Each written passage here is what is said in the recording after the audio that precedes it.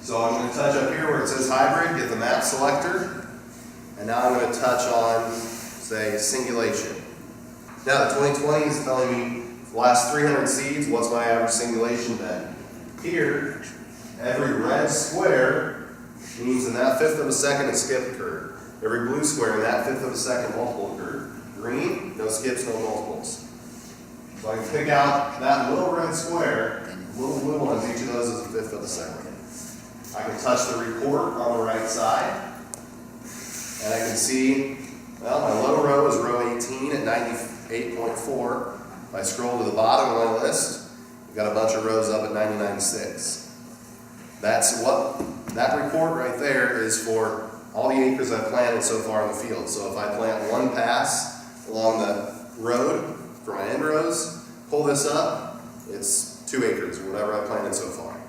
If I pull it up when I'm making the last pass through the field, it's going to be for the 80 acres. It's going to be for whatever I've planted so far.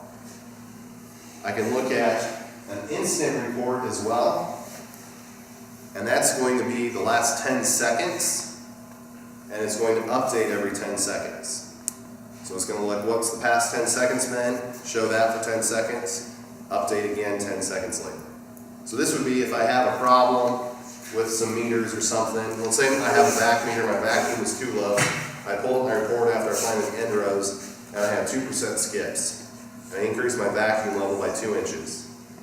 Well, if I already planted 10 acres, my next pass is going to take a little while for my averages to come back up.